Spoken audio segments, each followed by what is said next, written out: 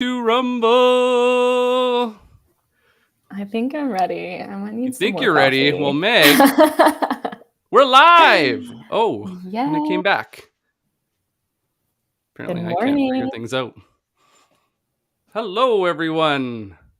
Welcome to the show. I'm Meg Mishak. This is Nick Thicket. And I want to start with a question Nick and I are always arguing about. I feel like And usually I'm when winning. I'm going to tell you something. Okay. I think the way we usually pose this question is, what is the best part of sales? Is it prospecting, or is it winning active deals? And I think right now, what I've been asking a lot of salespeople out there, just because it's a hard market, the conditions are not favorable, tech is not thriving. Let's just be honest. So one of the questions I've been asking is, what do you think is the hardest part of selling right now? I think we could argue all day, like, what is the most fun part? But is it prospecting? Is it winning active deals? And I've heard a few things, but I am curious, Nick. I mean, let's be real. I think that winning active deals is so much fun. I personally hate prospecting. Not hate, I'll do it. I'd literally teach it, but I just like don't understand how anyone can enjoy it and geek out on it as much as you do. But I am curious, like Nick, like in all transparency, like what do you think is actually harder right now? Prospecting. And that's only because most Mm-hmm. people are actually marketing instead of selling. Yeah. If you're cold calling people right now Mm-hmm. and there's no insight, there's no specific reason to speak to them right now versus any other time, or why them specifically for your company, you're not selling, you're marketing. It's telemarketing because it's just an awareness campaign. Yeah. So I think why it's so hard right now is the market shifted so much so fast, more than it ever has before. And it's honestly just hard Yeah. to keep up. Like COVID really changed things. Yeah. And I feel like this is going to come back to me. You're going to I hate it. But I was thinking about this myself because, I do talk to a lot of salespeople who they do say, yeah, like I'm having a hard time winning deals more. But I actually, winning deals, when you have an active conversation, it is, hopefully if you're doing good discovery, you can still, yeah, we have less budget. We have more people involved than ever before. We have more people saying, hey, this is amazing. Let's do this next year when we have budget and there's less risk. But I also think the prospecting is harder right now. And I think one other thing that a lot of people don't realize is what I'm seeing is there's also not as much training or enablement, especially for BDRs who, I mean, even the company I used to work at, that shall not be named, they literally like have one BDR working like 1,200 accounts, and like they used to have like 67 to like 150. They're working like three different sellers, and they don't really have a lot of training. And so you're literally in a tougher market than ever before. You're dealing with people who don't have a lot of experience in sales, that don't have any training. They have less training than ever before. They're not being trained on the value props. To your point, they're literally being just told to like do this marketing stuff. Like this is what works. And that marketing stuff also isn't being updated based on the value props that are shifted in a different, tougher market, right? So, one thing that I think is coming to light as well is that in a tough market, what worked before doesn't work anymore. But also, was it working before? No. So it's just, the challenges, what we're doing is just are more exacerbated than ever before. Amen. But I am curious for y'all on the call, like, what are you seeing? What do you think is tougher in this market today? Prospecting What are you seeing in or your sales active deals? processes? Get in those Prospecting or active comments. deals? I'm like, Yeah, there's really no losing. But maybe one day we will say what is the most fun part of selling. But I don't think that people are having a lot of fun out there these days. So they're like, nothing. I don't have any fun.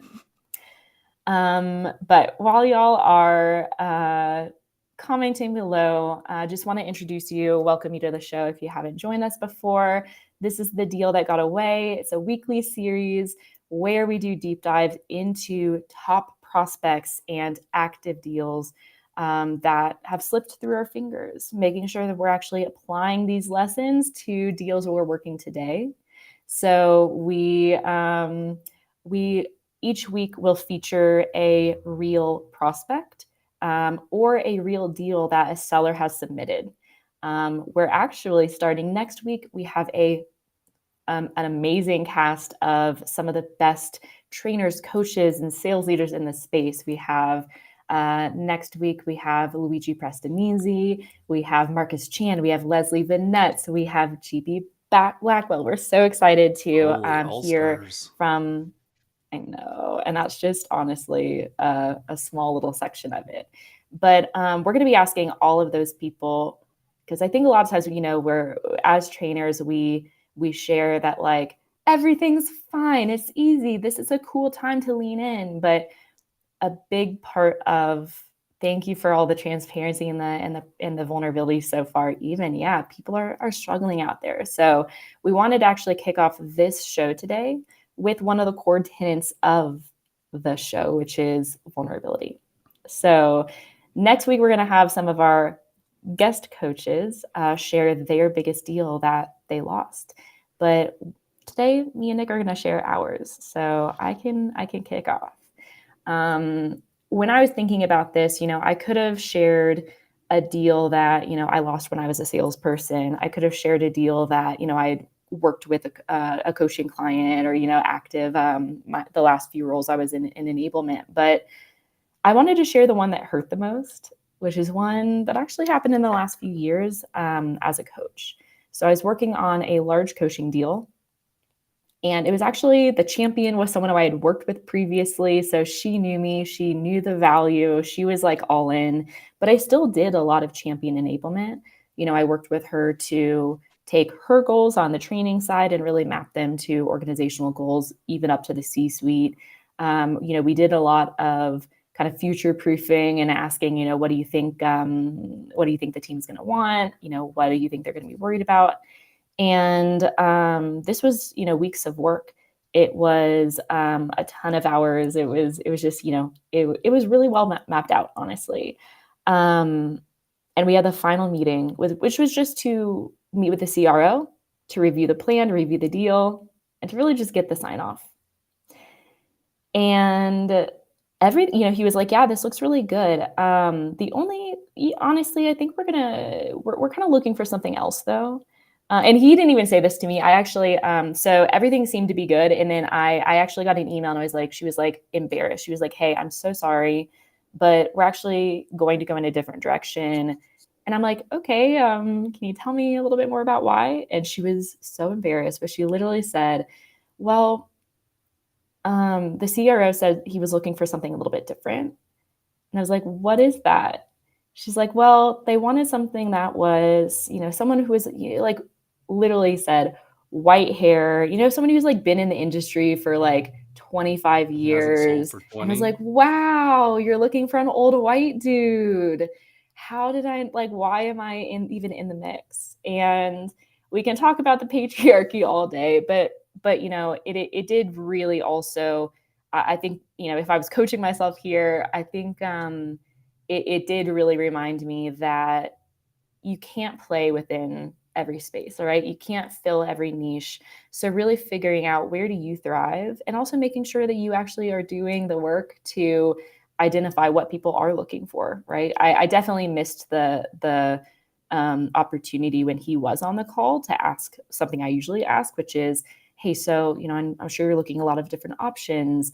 How do you see me fitting into that mix? What concerns do you have about me as a trainer, if any? I don't know if he would have been honest, but just asking that question at every step of the journey, I definitely made some assumptions where, especially when you have a champion that you've worked with before, that like I think we actually had one of the first deals we reviewed. Nick was the one who was like, "This was supposed to be a Mm, layup." It was a referral from a current client who had literally acquired the company, right? So definitely had me checking my assumptions, and also just making sure I'm playing in the right space of people who, where can I thrive? Where do my differentiators really are differentiators versus where are they weaknesses? And making sure I'm just checking in with every single person the entire time, and really eliminating those assumptions.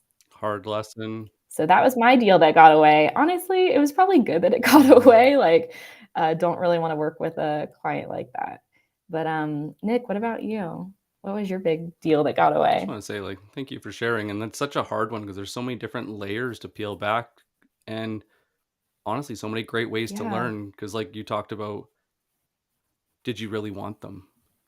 Because the other part is, Yeah, that's a big one. it's so hard. And I know a lot of sellers are in the boat right now where they're not managing a book, they're constantly hunting and they're never farming. So they're never Mhm. working with the same people to grow. And like that Yeah. account, there was no growth opportunity because it was the mindset would never gel. And that's hard. You know what's funny? That could be an entirely another series. What is the deal that you won that you Oh wish that you God, didn't I win? could list a few. Honestly, my early in my sales career, I have like way too many of those. And it is hard because, when salespeople aren't connected to the CX side, when you do have new business versus existing business, it's hard. But also, like that, when you think about building relationships with our champions, like we also have to build relationships with our CX people. And that is not a good way to do it. So, yeah, I'm definitely glad I didn't win that one. But thank You're you. welcome. What about for you? Mine's a little bit different, and please get in the comments Mhm. if any of this resonates with you. If you know someone that would really appreciate it, tag them. So how they're going to go and discover the Yes. show, and we're going to be able to help them. Mine's a little bit different, and it comes from a little bit of arrogance on my part for sure, No. and bad metrics. And I didn't know until years later why it didn't That's work. surprising. So I was doing quite well, and I had made it to President's Club, and we were a full cycle. But they bumped my commission up or my quota up a lot. That really kind of it messed with my comp, and so Mhm, it was almost triple. And so it changed the entire way I went to work. And within a mhm, month, I killed my pipeline. I had nothing. I couldn't prospect, and I my list of prospecting that I had kind of dialed in, I tried to just scale. So instead of doing my mhm, like 5 or 10 at a time and then having some that were kind of warming up until those ones were ready, so I kind of had that system going for me. I killed my own system to justify the metrics I was being scored on. mm, And because it was commission only, 100% commission, I almost went bankrupt. I actually had to make some really tough sacrifices to get my shit together. And it really challenged me, not only as a seller, but as a human being.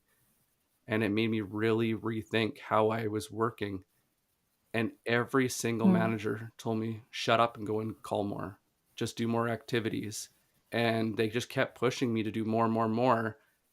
And I thought I was going to lose my mind. I'm like, do I suck? Did something happen between this year and last year that I'm useless now? Like, I can't, like, I'm just not what I used to be. Did I like age out? No, I'm just kidding. But what happened? And I yeah, pumped the brakes and I'm like, you know what? Screw it. If I don't hit my quota, I don't care, but I'm going to at least go and hit what I did last year and see if I can push that. And I went back to what I was doing last year and went back to my system, and I realized what I was trying to do was just more for the sake of doing more, not better. mm, And so instead of raising my own bar to go and get better value deals, to get deals that close faster, to have better quality opportunities that close, that we win just more often, I just went for more.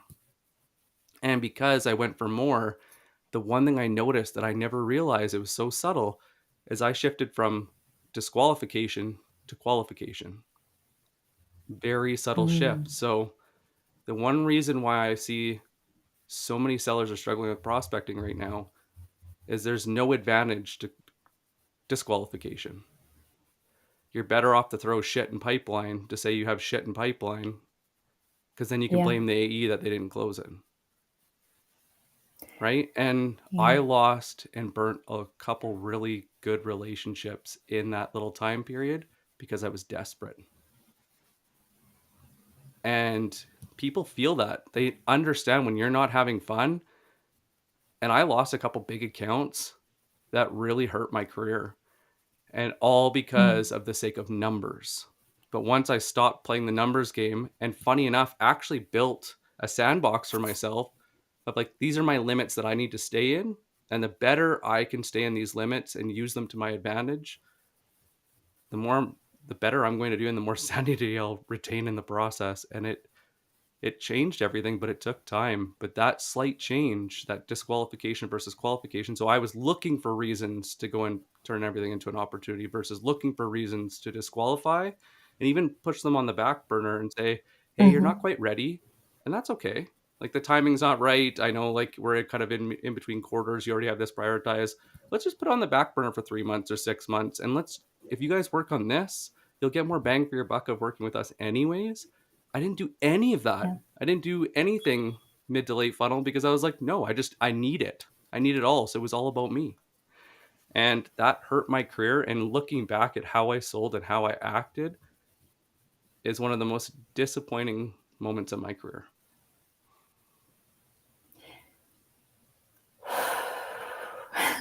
Also, I think so many things resonated with what I hear. I literally heard someone who, this woman, she started as a BDR at my last company. And literally, I mean, we worked at the first email she got, booked a meeting with Burt's Bees, a great account. And she was just on it, literally was getting promoted the fastest as than anyone else in the company. And just heard a comment like the same thing, like, do I suck? And it's so hard because people don't, we think that the numbers are just like a super easy formula, right? More activity, more prospecting, more pipeline, more deals. And it's not that. And not only is it not that, like, but when we, even quota, when we set quota, we just like too high, it really demotivates and causes desperation. There's a lot of really subtle things with metrics that are really important to get right. And just that moment of questioning, do I suck? Should I quit? Am I even good at sales? One of my top performing posts is like, am I even like right for sales? Do I just suck at this?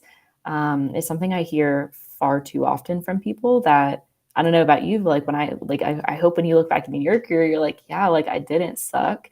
The situation sucked. But mindset is something that a lot of times I don't think sales leadership really thinks about when we think about the psychology of quota, the psychology of metrics, and also the psychology of desperation and scarcity. So thanks for all the vulnerability. That was a really hard one, but also love hearing how you turned it around and went back to the things that work. You're welcome. I don't know what just happened, but my screen just died. So can you guys, I don't know if you That's a guys fun can one. see me and everything, but if you want to keep rolling, Meg, I'll see if I can fix it while we're chatting. But I think Yeah. today the one thing I want to talk about more than actually the deal Hmm. is the issue that I'm seeing happening more and more, and it really aligns to what I just talked about from my story, Yeah. is that way too often we're only judging ourselves by our last quarter or our last week or our last day. So the last Mm. end result. We don't score ourselves on the progress. I really struggled with this when I was 100% commission because that's how you made money. And unless I was just selling consistently, I felt like I was doing nothing. Yeah. And when I first started, I was in transactional sales. So you did sell lots every day. You had to. When I switched to B2B and especially bigger deals, having longer sales cycles and prospecting and breaking into these accounts, I lost my mind because I had no way Mm. of attaching progress. And I think this is what's happening right now because everybody looks at progress being booking a meeting. Well, booking meeting means nothing. Like I don't know how many dead deals or not even deals, like leads I've seen in CRMs that they're like, well, look how big my pipeline is. I'm like, none of this is pipeline. This is a lead funnel that Yeah. somebody didn't do their job. Just because they booked a meeting with somebody that's senior doesn't mean that they saw this as a priority and saw it as something that they needed to change that was a big enough impact worth investing in. And Mm-hmm. like you know what stores how they have I don't know if anybody's ever worked at a retail store or a restaurant and they have a float in their cash box. You know, you have your Mm-mm. cash and every day it has to be like $250. If it's not $250, you have to put $250 in. Mm. So it's your float. Well, I did that, but I did that for prospecting for my pipeline. And so some of you have heard me talk about my pipeline float, but what I did is I looked at okay, so if I needed to go and create a buffer so that I knew that I was going to hit my target or close to, I would always double it just to be safe. So let's say my quota was 500,000, I'd make it 1,000,000. And let's say my average deal size was 10,000. That means that if I want to hit $1,000,000, how many deals am I going to need? 100. Well, there's one metric that's really important there as well, which is what is your Oh, win you're getting rate? ahead of me. You You're know? you're a step ahead of me. Yeah. So then what you would do, the next part is then you would look at okay, now what is the win rate? So if I say it takes me 100 deals at 10,000 for 1,000,000, if my win rate's only 10%, I now need 1,000 deals. Mm-hmm. And so if I need 1,000 deals, that's outrageous. And let's say my sales cycle is a month. So now that month, or yeah, it takes a month. So I have to divide that by 12. So what that number, that 1,000, I would divide it by 12. Let's just call it divided by 10. So I need 100 going at any given time. If I'm less than 100, I'm running the risk of failing my quota. And I just kept using that as a percentage of where I was to my float, and it just felt good to see that green light saying I was in the right place.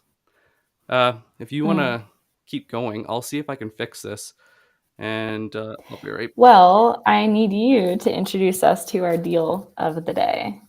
Um, so each week we will be featuring a live deal that a seller has submitted. This week we're focusing on an active prospect. So a top prospect that someone's trying to get into. Nick, tell us a little bit more about what your seller submitted. Okay, so this seller had a deal that they had prospected in, they had booked a couple meetings, handed it off to an AE, and then nothing happened. But these were supposed to be Okay. really easy deals that the managers had did something to cultivate for them, and so they were just supposed to go and be simple, the simple close. And Yeah. they said they felt like nothing was happening because they kept passing off these deals to the AEs and then nothing. So I wonder, she's like, well, I'm trying, like I'm putting in the work, but nothing seems to be happening. Why? Yeah. And as she was going through the details, I'm like, okay, so how did you qualify them? How did that work? How did what was the process in which you were reaching out? Who did you talk to? How did you validate that business case? How did you work through? And what would be your next question, Meg? So they've booked this meeting, they got this exec, they talked to them, they handed it off to the AE to keep moving, and then it just disappeared. What would you do? Well, so one, I want to get audience because I think this actually is a very common challenge with what when we work with BDRs, right? What are y'all thinking? So for me, honestly, it's not even about the deal. I'm like, okay, wait, what communication is happening between the AE and the BDR in this situation? Because if there isn't that clarity, this, as someone who literally spent the last 6 years training BDRs to go into, all the way up through the ranks of sales, one of the biggest things that I like, the first things that I shifted was thinking about BDR does a BDR job. Then you get promoted into AE and they do an AE job. BDRs are smart, but they need to understand um, more of the cycle, right? So I'm wondering like where is the collaboration and the feedback channels that are happening? If the BDR doesn't know what happened, that's an immediate issue for me. They should be invested and involved in having regular conversations with their AE. The AE should be transparent about what's working, what's not working, you know, where are things breaking down. Is it they should be like, we shouldn't be having this conversation, they should be having the conversation with their AE. Because I think ironically, I hear the same thing from AEs working with BDRs, is they're sending me garbage. I'm like, okay, cool, well, how are you collaborating with them on the territory and on the messaging? And they're like, that's their job. I'm like, okay, well, it's also your job because it affects your compensation, it affects your quota, it affects your goals. And I think that this is like rant for a minute. Like Nick, we were literally ranting about this the other day on a call.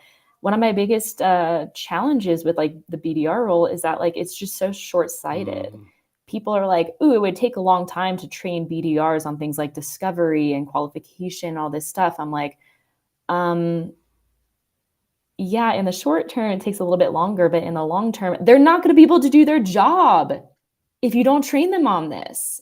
Who are you hurting but yourself? You know? So that's my like big takeaway. I'm like, why aren't these BDRs and AEs talking? Yeah, Courtney brought up a really good point. How do they define garbage? Is it a good title company, but just not currently looking for a solution? Honestly, BDRs don't know most of this stuff. Like that's the challenge, is that like AEs don't even tell them that it's garbage. They're just like, they just kind of do this where they're like, nothing's converting. The AE is Can I annoyed ask a because, for various Can I ask you guys a reasons. tough question? Everybody in the audience, Mm. what determines qualified pipeline? What do you put into pipeline versus that's a lead? What is that step that puts them into pipeline? So I've asked this question well over 1,000 times in 2023, just Mm. asking mainly sales development leaders and sales leaders.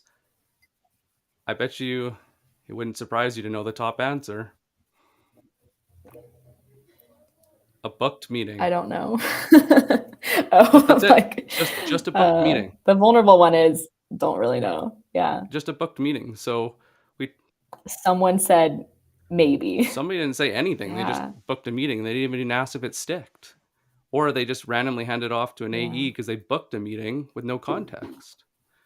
So this is what Mm-hmm. happened to sales. Is sales, and this is, I can tell in this culture of this company that this deal or this prospect came from, that all they care about is booking meetings. They don't care Yeah. about profitable business because that's not how they're scored. That's not how they're comped. So there's no incentive to do Mm-hmm. that.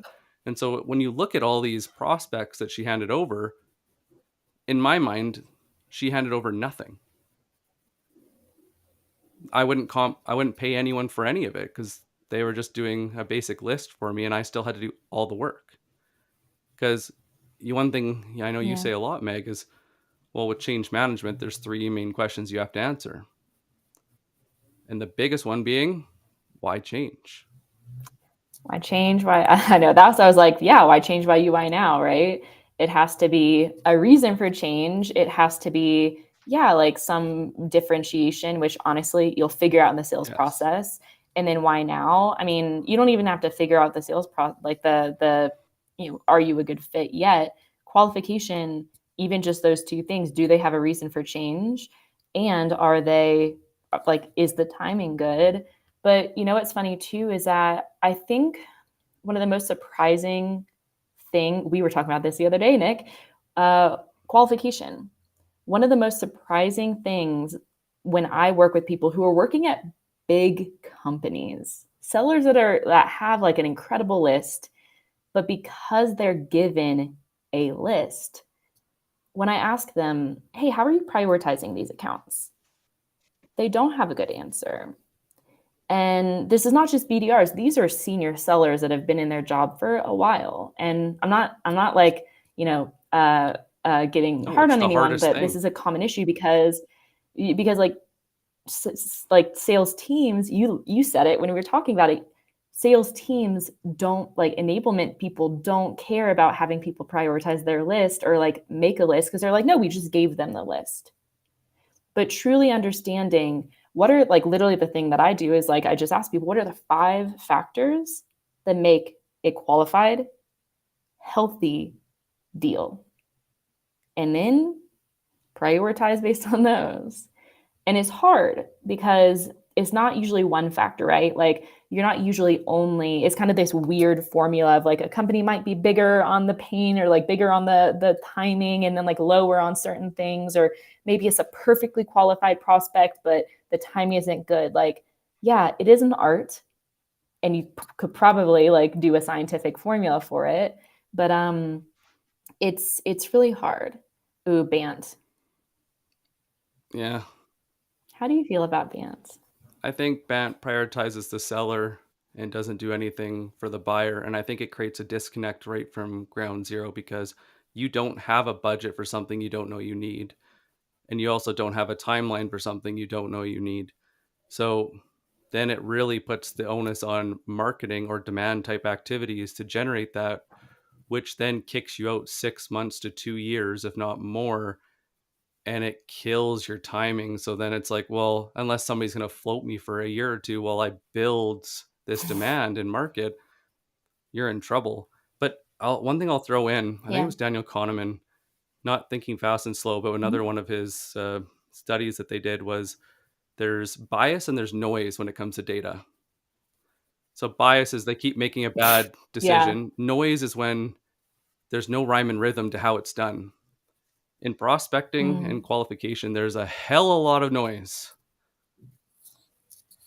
And there's also a lot of bias because of past experiences or whatever it may be. But guess what they found made it really easy to get past this so that you don't need 10 years experience to have that gut instinct to move forward. You're going to laugh. It's so I don't stupidly know. simple. I was about to say, I was like, it's not going to be something like that any salesperson or any sales leader is implementing, I'm sure. What is it? A minimum of 3 yes or no criteria. That's it.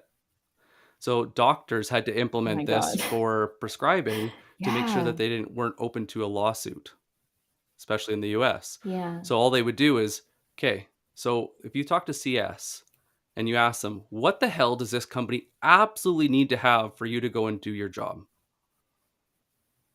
Now we're building our sandbox, not from TAM, because TAM is bullshit, but serviceable market. So right now, even if they Mm-hmm. said yes, what are the types of accounts you could service? This is actually your Mm. competitive advantage. Every time I see a company that has a shit generic list, I can tell you that messaging is an issue because everyone you're calling is a waste of time. Nobody taught you the hard part of figuring out why them, why now, and why you. Yeah. So you have to, if you dig that a little bit deeper and you're like, okay, well, they need to have, you know, somebody doing demand, not just performance marketing. They need to go and have a Mm. certain sales manager to seller ratio. They need to have an established process, not just a technology. They need to go and have, you know, they can't be a bootstrap company or they can't be a start like Yeah. anything and everything that you can go and pull and test will get you closer. But the number minimum is 3 So, and I find the max is 5. yeah, I want to pause you there because sometimes we get caught in the curse of knowledge. And full transparency, I had a prospecting like workshop with Nick yesterday, and he was going off, and I was like, no, Nick, like I want to take like 5 steps backwards. Can you tell me like what is like how what are the indications? And I want to go back to Bant really quickly because I'm not shitting on Bant, but I think that Bant is a tool. And I think that most people, especially people, we literally give BDRs Bant and we're like, hey, go out and qualify based on these things. And they're not doing it, they're doing it in a way that I've seen so many people doing it, which is if I know that Bant, I need to ensure that a company has budget. They're like, hello, do you have a budget for this project? They're like, no, Can I speak to the disqualified. decision maker? Oh, couldn't. Yeah. Well, I have a question for you because, like, I know we could like shit on this all day, but I actually am curious. Like, we can come back to this, but like, my question for you, Nick, because like I know you're incredible at this. I think we need to start thinking about pre-qualification versus active qualification as well. What are the indications that a company Mm, could have budget? This is how like a smarter way of thinking about it. If you're literally just having a list of like random people, companies that you'd added from, somewhere, whatever, and you're literally just asking, do you have budget for this? The last two companies I worked for, they didn't even know they had problem. Like they literally like one of the last company I worked at, Gartner literally said it was like the best kept secret in marketing. And I'm like, that's not a good thing, you know? So they never had budget. We had to build budget. And I think that's the harder one. What do you think about the decision maker authority? so I'll say that they should never be the first call because it's very They're rare not, that they you know there's a know? problem because they bought the previous solution. So their ego is going to tell them no. It's no different than when you walk into a store and someone says, "Can I help you?" No, it's an automatic response because then you have to go and be vulnerable. But going back to just to say about Yeah. Bant does have a place in transactional small sales. And there is a place in enterprise Yeah. That's a good sales. point. So where Yes. I've seen Bant work really, really well is when you have a wicked retention and growth program, a land and expand program. So what I've seen is a couple companies when we did our win-loss analysis found out that there was one product that people always bought. It was they made it so Mm. stupidly easy to say yes to it that it would be almost crazy to say no. But it was cheap and it was under the signing authority, and typically it was less than $5,000. So they would always say yes. But what this AE would do is nurture and get to know the different workflows and use that as a tool to Yeah. understand the company, and then would add, hey, oh, you guys were going to prioritize this next. We actually have something that we worked on that did incredibly well that Yeah. we know would work for this. Would you be interested in looking at it? And so they used Bant just initially to make sure that it was a good fit. But one thing that was super interesting, this one company Mm. sold to construction companies. And so I asked them because they had this one seller that was just blowing everyone else out of the water. And I'm like, how the hell are you doing this? Like, it's almost like you can see something that nobody else can see. And he's like, well, what I do is I go on their website or I look at anything I can find to figure out how many pieces of equipment they have. I'm like, what do you mean? He's like, well, I look at yellow iron, they're heavy equipment because over a Yes. certain size, the banks to go and actually get financing need to have a certain cash flow. So what this guy did was so brilliant is he figured out this clue and then he went to his banks and tried to apply for financing for equipment to figure out Mm. what the thresholds were for financing equipment, then ask, well, if I get to 5 pieces, 10 pieces, 20, how does that change? So he built a sliding scale based on equipment and price to know what Yeah. their revenue would have to be to sustain it. And so he used that Yeah. to go and say, maybe not, and away you go. And that's how he shortcutted it. So yeah, I know you're just like bam, boo, y'all. One thing that I hate, like I'm a medic trainer and I literally have an entire slide in my sales process. I showed Nick this yesterday of why medic doesn't work. Y'all, we need to stop shitting on different frameworks and saying this one works, this one doesn't. Honestly, all of them can either work or not work based on how you're using it. Most people are using it wrong because I actually want to kind of challenge ourselves. I think Bant can work, but in a different Amen. way. Nick, you showed this to me yesterday and it was brilliant because, for example, how can we identify? You literally had a masterful way of figuring out like the authority piece. and also the need piece by going into like Oh, lower my like, assumptions. and also even just like, yeah, also figuring out like there are really smart ways to qualify that are more advanced, right? Like, but I think what we teach people, one more little one more little rant on Bant, and then I want to actually hear how you like, let's get smart with Bant.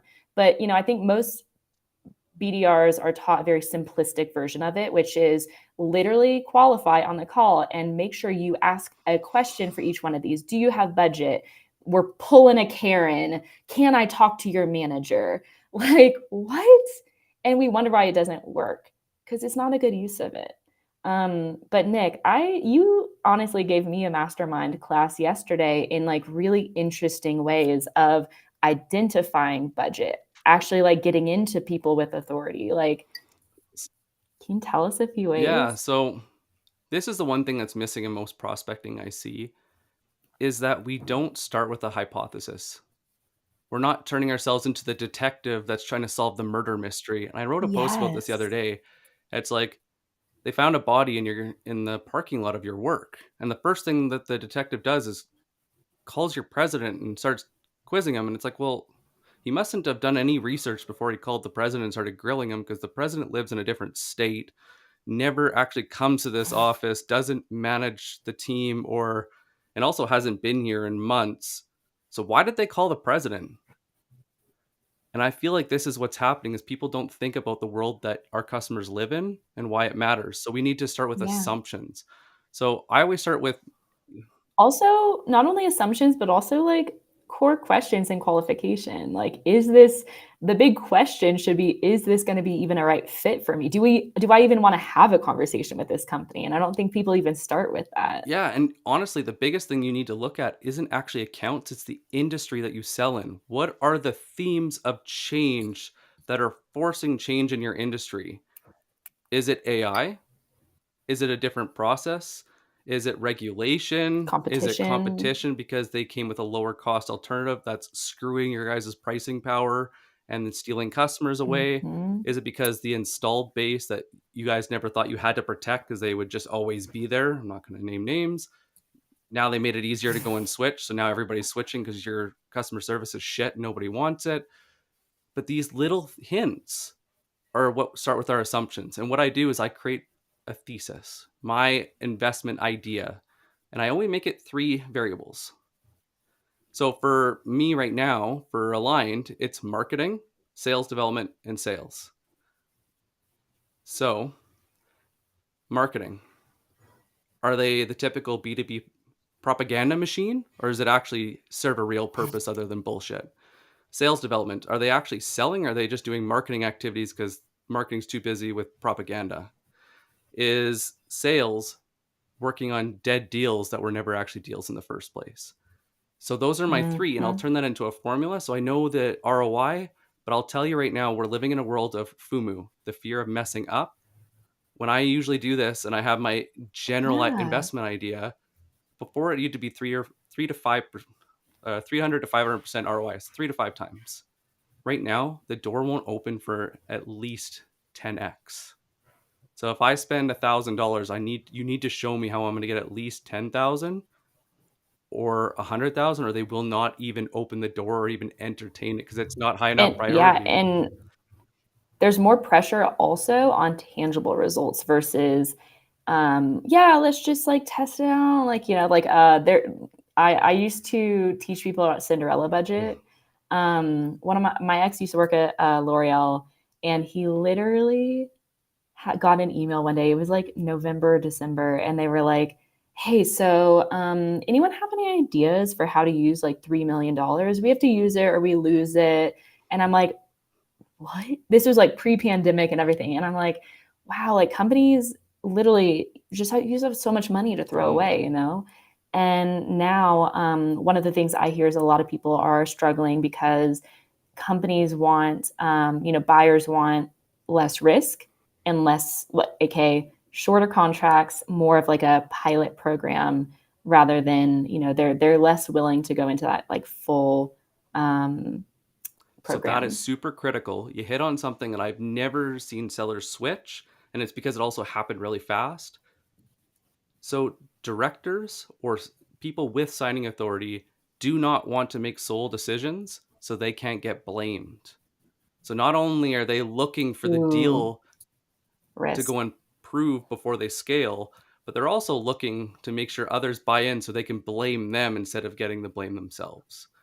So everybody wants to go to the VP and the C suite, and that's why they're getting stonewalled because they don't want to talk to you and you shouldn't want to talk to them. The people living in the workflow that are feeling the pain, that care about their job and want to see it change, are the ones that are going to champion this. Their managers and maybe even their directors, depending on how Yeah. close they are to the action. And find actually directors right now are kind of caught in that middle piece where they're getting pulled in both directions, where they know that leadership has a goal that could be tied to reality. Usually it's not. And then they have the trenches going, you can't triple our pipeline and then expect us to do it without giving us resources or giving us something to support Mhm. us. But changing the way we sell right now and who we talk to go and build consensus. I don't care if you want to call multi-threading, but reality is we need to be fact gathering and Mhm. learning with every contact, or else we're just wasting time with activities. So going back to assumptions, Yeah. I love this because I feel like the detective and I'm doing like a job that needs to be done. And so what I'll do Mhm. is I'll list out from my hypothesis, what did I assume about the problem? What did I assume about the solution? And what did I assume about implementation? So, like I told you guys with my thesis, what did I assume about the problem? Marketing isn't doing its job because somebody in seniority retired a long time ago. They have too big of an ego to let someone else come in and try new things. And so they're going to keep firing the propaganda machine because they think that's the way it should be done. And they won't get out of the way of the hot dog content. Sales development is getting stuck and forced to go and make up this, pick up the slack doing marketing activities that don't sell, and then forcing basically AEs to be full cycle, and it's not called that. Scott said spiced, jolt, like all this stuff is so critical. But even taking those and taking what I was saying about the assumptions, now we go and think we have these. I picked three per problem, per solution, per implementation, and I just like, who could answer this? Who could I Yeah. go talk to that would say yay or nay? And so, And you know what? For me, I think about it like I always call them mhm, hypotheses. Like, not even assumptions, because assumptions, like, once you know what they say about assumptions. But when it comes to hypotheses, then you're almost like a scientist. Like, it literally is the scientific process. Because what's interesting is that when you study the scientific process, you make a hypothesis and then you're yeah, testing it. all you're doing. It's not an assumption that you like, is ego based. Yeah. And like, I love your process. It really focuses on like, hey, like, we're getting really curious about it, not being like, oh, I know that you're probably struggling with this. It's curiosity. So, just to kind of like give you guys a process really quick before I'll tell you something funny. Uh, I write my hypothesis, my general overall hypothesis of value, with an ROI trying to get to 10x. My formula. I write out my hypothesis for those three categories, and I write out the functions that I should go talk to and at what seniority level, and then I go Mm-hmm. ask. That's it. That is my process. And as I learn, I just, for per account, I update my hypothesis, my cheat sheet. And what you'll Yeah. find is if you do this and you reflect back, even just per week or per month, you'll notice that certain functions are just easier to access. And now you've shortcutted the whole process. But I had this manager that was such an idiot. And so his thing was you had to make 100 cold calls today. I ended up getting fired because in a Monday morning meeting he was being a jerk. And I was like, why do you suck so much at your job that you need to make 100 calls to go and book 10 meetings and can't make 20 calls? Like, Nick, I love you, but I would never want to work with you. it was so, Definitely would not want to have you work for oh, me. so Like, frustrating. But so what I brutal. started doing before I went and got finally mad and because he was wasting my time doing meaningless activities, I would start just building a list of people in the trenches that I could call and gossip with. So I looked, Yeah, gossip is but what I used to great. do is I used to think about like back when we worked in the office, we'd go out for a beer or go out for lunch or go and we'd talk about our work. And sometimes we were complaining. Other times we were like, "Hey, this happened. What would you do in this?" And it's asking for advice, Yeah. but it doesn't sound like asking for advice. But I noticed that humans, like human natures, they love to go and lean into that. So I would go and Well, call it's and get them to spill the tea, be like, "Hey, yeah. Meg, do you see your marketing manager's new campaign? Yes. They said it's going to blow everything out of the water." I said, "I think the only thing it's going to do is burn every bridge that you built in the past month. You excited?" I would literally just like it's funny? I think one of the challenges that a lot of sellers experience is that they are not usually sold to. Yeah. They don't know what it's like to be a buyer. And like literally, what one of the things that I literally had our head of sales like pull out like kind of like filter for some like all the sales like emails and just screenshot it. And I was like, this is what you're competing with, and all of them look the same, right? All of them look the same of like, hi, are you struggling with this? We can help. Here's how. And I'm like, not interested. And so I definitely love just love this way of breaking free, because one thing that I think is interesting, I always tell people, a lot of times what I see in the sales process is that people are trying to skip forward super Mm. quickly. And ultimately what they're doing is I say it, I was like, are you shortening the sales process, or are you just rushing to close the lost? Because if you're literally like, oh, well, I could just ask them the question and see what they say, but I probably know what they say. So I'm just going to tell them what is important. Interaction and that like the actual relationship building. And like, I love what you said, like literally spilling the tea, getting like having something that's super interesting and almost like breaks free of like, wow, like I want to answer that question is And you know beautiful. who my favorite person to call was? Yeah. The EA, executive assistant. Oh, you want Mm. to talk about the juice? That's hella worth the squeeze, because they know everything that's going on. But everybody undermines them with bant. You're like, I need to speak to your boss. No, dumbass. Talk to Stop being a them. Karen. Just Yes, stop being a and they also Karen and like actually care and it's about so simple, people. because if you think about the workflow, the process, or the world that that executive lives in, that secretary EA owns Hmm. their life, and especially owns their Yeah. calendar. So if you're respectful and Hmm. caring and show empathy and value their opinion and ask, it'll be so shocking and surprising that they'll want to help you, because you're Yeah. I did this in investment banking. This was my greatest source of deals. Like, hey, do you think this would even be worth this exec's time? We both know that you actually run the show, so why would I waste my time talking to him when you actually know what's going on? And you just, But most people are trying to climb yeah, over this or person backdoor them, immediately. And I'm or like, do you think that feels good yeah. to them? And they're like, oh, you think you're going to climb over me? That's funny. Now I'm going to actively fight you. Dude, we could geek out on this all day. But I do want to go back to the original deal. I think that, for the situation where you have just, you know, meetings that aren't going anywhere, that's really it, right? You have a ton of meetings, but you don't have a ton of converted pipeline. It really goes back to not only deal qualification, but lead qualification, both of those. Are you generating meetings with the right people? And yeah, like, are those meetings going well? But you have to also create a feedback loop and a conversation, not only with your customer, but also with your BDR and with your process, right? We have to really have those feedback loops and to be working with everyone on the team, and just being smarter about like realizing that meetings booked are not always like, yeah, they're a leading indicator, but they're not a great leading indicator, because when we have these metrics for BDRs of being compensated on meetings booked, it doesn't work. Yes. So Yeah. Also, be empathetic, be interesting, be interested. so That's it. to go and summarize too, like what actually happened. If you guys want to try this, shoot me a message or even message Meg, whichever. I got her to go play a game. So I call it the prospecting dilemma. And so I said, at this account that is supposedly dead, pick 10 people. You're only allowed to talk to 10, Mm-hmm. no more. Once you pitch your product or service and they say no, it's dead, You cannot touch it again. You killed the deal. If you message someone, they don't respond, you cannot message again. You have to wait until they respond to you.